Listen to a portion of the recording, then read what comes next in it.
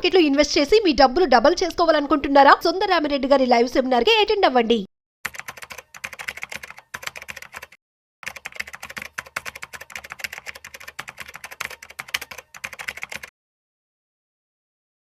నమస్తే, welcome to Vishnu talks. నేను విష్ణు. ప్రస్తుతంతో పాటు సీనియర్ ఫినాన్స్ ప్రొఫెషనల్ గిరిబాబు గారు ఉన్నారు. గిరిబాబు గారితో మాట్లాడదాం.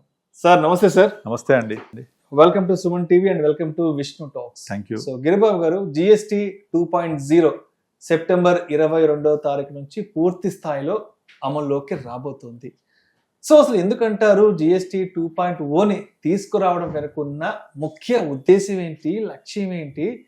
అండ్ ఇది కానీ అంటే ఇది ఇవాళ నుంచి పూర్తి స్థాయి అమల్లోకి రాబోతోంది కాబట్టి దీని ద్వారా ప్రజలు ఎటువంటి లబ్ధి పొందబోతున్నారు, అదేవిధంగా ఇది మన ఆర్థికాభివృద్ధికి ఎటువంటి తోడ్పాటును ఇవ్వబోతోంది అంటారు? అండ్ అదేవిధంగా స్టాక్ మార్కెట్స్కి సంబంధించి కూడా ఏ రంగాలు మంచి వృద్ధిని నమోదు చేసుకునే అవకాశం ఉందంటారు? అండ్ మరొక మాట ఏంటంటే గవర్నమెంట్కి సంబంధించి దాదాపు 2.5 లక్షల కోట్ల రూపాయల వరకు ప్రభుత్వానికి భారం పడుతుందంటూ కూడా ఒక మాట చెప్పడం, ఆదాయం కోల్పోతుంది, ఆదాయం కోల్పోతున్నట్టు కూడా ఒక మాట చెప్పారు కదా. ఒక్కసారి ఈ జిఎస్టీ 2.0ని ఎలా చూడొచ్చు అంటారు? అసలు యాక్చువల్గా జిఎస్టీ ఫస్ట్ ఇంట్రొడ్యూస్ చేసింది 2017 జూన్ 1 నుంచి. జిఎస్టీకి ముందు ఇండియాలో రకరకాల ట్యాక్సెస్ ఉండేవి. వ్యాట్ అని, సర్వీస్ ట్యాక్స్ అని, ముఖ్యంగా తర్వాత టోల్ ట్యాక్స్ అని, ఇట్లా రకరకాలు ఉంటే వాటన్నిటి ఏకీకృతం చేసేసి single tax, unified India, unified tax, GST తీసుకొచ్చారు. ఏ దేశంలో అయినా సరే జిఎస్టీ ఫస్ట్ ఇంట్రొడ్యూస్ చేసినప్పుడు ఏదైతే బేస్ స్లాబ్స్ ఉంటాయో అవన్నీ కొంచెం హై లెవెల్లో ఉంటాయి. నెమ్మదిగా ప్రజలకి ఈ ట్యాక్స్ సిస్టమ్ అంతా అలవాటు పడి స్ట్రీమ్ లైన్ అయిన తర్వాత రెడ్యూస్ చేస్తూ ఉంటారు. ఇండియాలో కూడా అదే జరిగింది. 8 years తర్వాత ఇప్పుడు జిఎస్టీ 2.0 తీసుకొచ్చారు. ఉన్న 5 స్లాబుల్ని తగ్గించేసి 2 స్లాబులు చేసేసారు. 5 and 18%.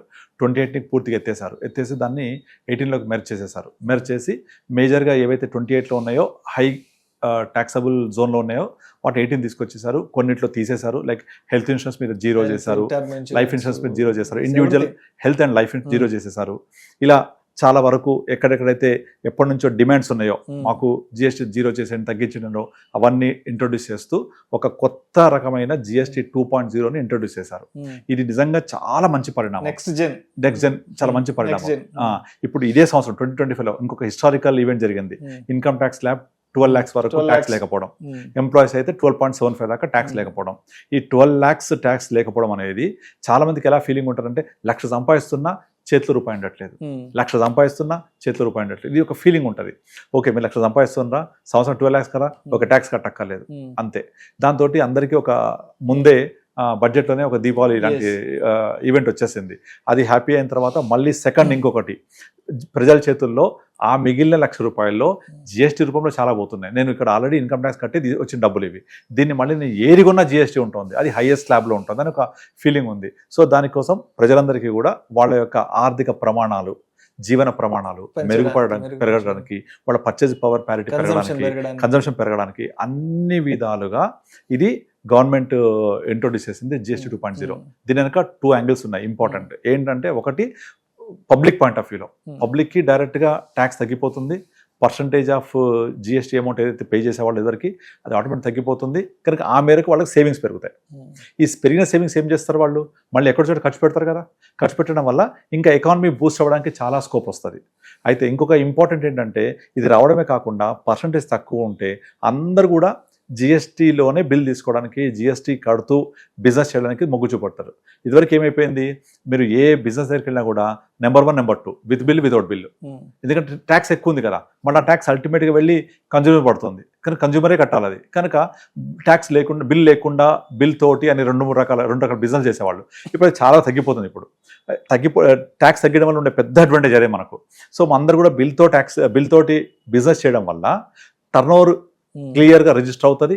ఓవరాల్గా అందరికీ పడే ట్యాక్స్ తగ్గిపోతుంది. కనుక అందరూ పే చేయడానికి రెడీగా ఉంటారు. దీనివల్ల ఇంక్లూజివ్ ఆఫ్ టాక్సేషన్ పెరిగిపోతుంది. సో అది మంచిది గవర్నమెంట్కి యాక్చువల్గా. ఇప్పుడు షార్ట్ టర్మ్ నెక్స్ట్ 2 to 3 monthsలో రెవెన్యూ కొంచెం తగ్గినట్టు కనపడ్డప్పటికీ ఇప్పుడు ఈ October 1 నుంచి మళ్ళీ ఇంకొక రూల్ పాస్ చేసింది ఆర్బీఐ ఇండైరెక్ట్గా.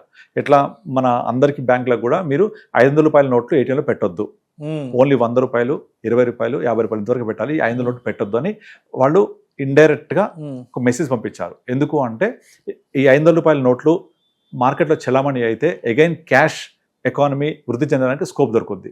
దాన్ని తీసేసేయాలి సిస్టంలో నుంచి, తగ్గించాలి. తీసేయాలంటే తగ్గించాలి.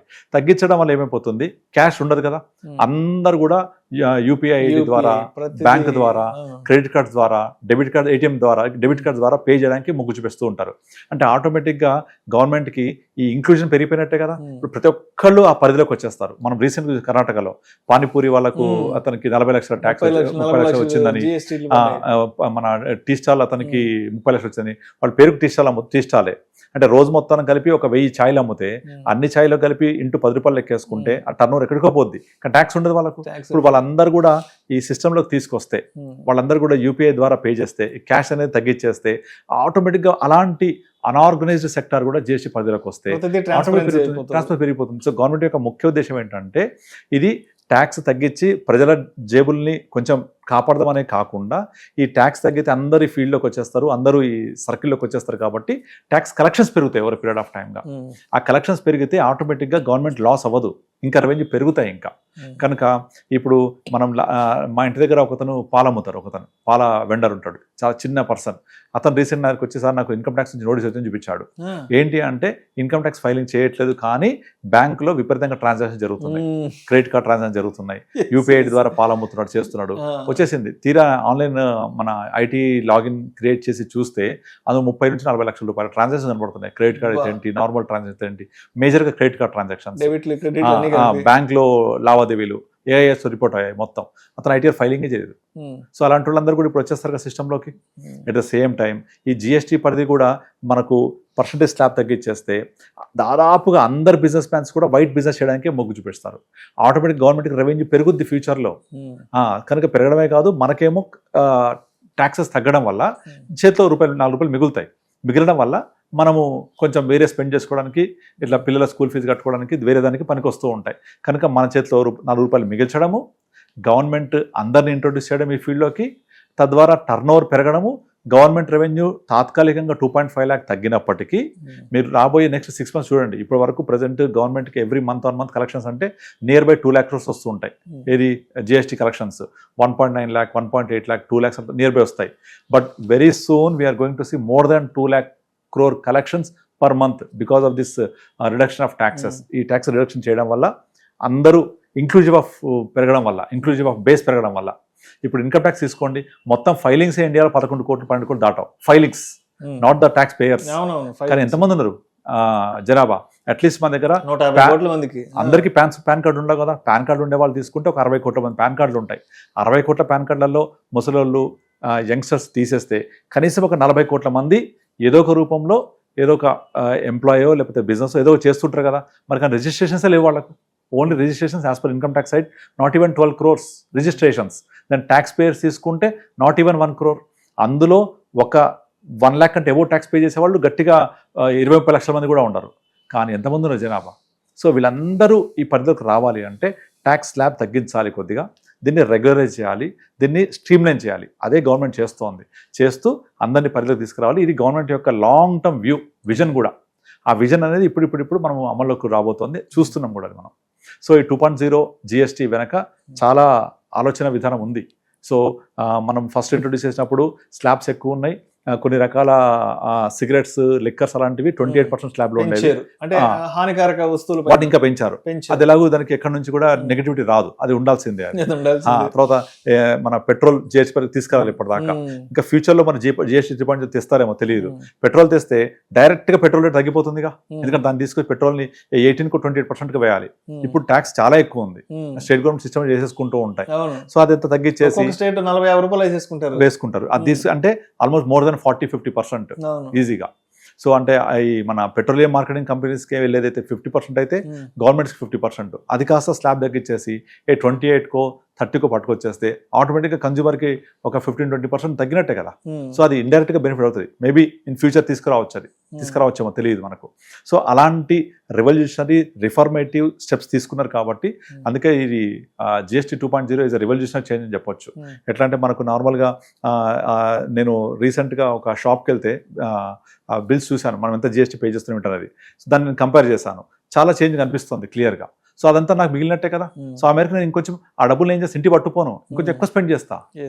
ఎక్కువ స్పెండ్ చేస్తే ఏమైంది, అది ఆటోమేటిక్గా బిజినెస్ ఎక్కువైతుంది, ఎకానమీలో క్యాష్ రొటేషన్ పెరుగుతుంది, టర్న్ ఓవర్ పెరుగుతుంది. అంతే కదా. సో నా బిల్లు ఇదివరకు 1000 రూపాయలు అవుతుంది అనుకోండి, ఇప్పుడు 1000 అవుతుంది బిల్లు నేను కట్టేది, కానీ వస్తువులు ఎక్కువ కొనుక్కుంటా, అంతే. అప్పుడు నేను బెనిఫిట్ అయినట్టే కదా. కానీ మీ టర్న్ ఓవర్ తగ్గిందా, అప్పుడు 1000 ఇప్పుడు 1000, నాకు ఎక్కువ వస్తువులు వస్తున్నాయి ట్యాక్స్ తగ్గడం వల్ల. కనుక ఇక్కడ ఎక్కడ కూడా గవర్నమెంట్కి తాత్కాలికంగా తగ్గొచ్చు, కానీ రెవెన్యూ ఓవర్ పెరగడం చాలా పెరగడానికి స్కోప్. ఎప్పుడైతే మనము ట్యాక్స్ స్లాబ్స్ తగ్గిస్తామో లీకేజెస్ కట్ అయిపోతాయి ఆటోమేటిక్గా. ఇప్పుడు మీరు డైరెక్ట్ బెనిఫిట్ తీసుకొచ్చారు కదా, ఇది మన ట్రాన్స్పరెన్సీగా ఎన్జిఆర్ అని ఉంటుంది ఒకటి, ఇది మన నరేగా అంటే పనికి ఉపాధి పథకం. ఆ పథకంని కూడా ఆధార్ కార్డు తర్వాత bank account link to Aadhaar introduce చేయడం వల్ల చాలా వరకు మనుషులు లేకుండా డ్రా చేసే ఈ లూప్ హోల్స్ అన్ని పోయాయి ఇప్పుడు. సో కంపల్సరీ బయోమెట్రిక్ ఉండాలి. పనికి ఆహార పథకం కింద ఆ పనిచేసిన వాళ్ళకి డబ్బులు వస్తాయి, డైరెక్ట్ బెనిఫిట్ అవుతుంది వాళ్ళకు. సో ఇలా చేయడం వల్ల లీకేజెస్ కట్ అయిపోయాయి మొత్తం. గ్యాస్ సబ్సిడీ అన్ని ఆధార్కి లింక్ చేయడం వల్ల సబ్సిడీస్ అన్ని కూడా లీకేజెస్ కట్ అయిపోయినాయి. ఇప్పుడు ఇది కూడా అంతే అనమాట, తగ్గించడం వల్ల లీకేజెస్ కట్ అయ్యి రెవెన్యూ పెరుగుద్ది. సో మరి ఇప్పుడు జిఎస్టీ 2.0 ఈ కొత్త చేంజెస్ వల్ల ఇది మన ఇండియన్ స్టాక్ మార్కెట్స్కి ఎటువంటి కొత్త మైలేజ్ని తీసుకురాబోతుంది, అండ్ సెక్టోరియల్గా ఏ సెక్టార్స్ బాగా ఊపందుకునే అవకాశం ఉందంటారు? అన్నిటికంటే first and foremost is FMCG segment, consumption segment. Already మేము మా క్లయింట్స్కి కన్జంప్షన్ ఫండ్స్ ఆల్రెడీ ఒక 6 months నుంచి స్టార్ట్ చేసాం యాడ్ చేయడం. ఎందుకంటే ప్రతి సైకిల్లో మార్కెట్ సైకిల్స్ ఉంటాయి, ఎవ్రీ 3-4 yearsకో సైకిల్ మారుద్ది మార్కెట్ది. ఆ మారే సైకిల్స్లలో ఇప్పుడు current market trend is going to driven by consumption and FMCG segment. ఈ కన్జంప్షన్ సెగ్మెంట్ ముందుండి నడిపిస్తుంది. ఈ కన్జంప్షన్ అనేది అన్నిటికంటే పెద్ద బెనిఫిషియల్. ఈ కన్జంప్షన్లో consumer staples, direct FMCG and దీనికి ఇండైరెక్ట్గా సపోర్ట్ చేసే కంపెనీస్ అన్ని కూడా బెనిఫిట్ అవుతాయి అందులో. అందుకని consumption segment is the most famous and popular segment మనం కాన్సన్ట్రేట్ చేయాలి. అండ్ ఇది డెఫినెట్లీ మార్కెట్కి చాలా పెద్ద ఊతం కల్పిస్తుంది. ఆల్రెడీ మార్కెట్స్ డిస్కౌంట్ చేసి ర్యాలీ అవుతున్నాయి కూడా, ఎందుకంటే ఈ సెగ్మెంట్ కూడా చాలా వ్యాస్ట్ పర్సంటేజ్ ఉంటుంది మార్కెట్లో.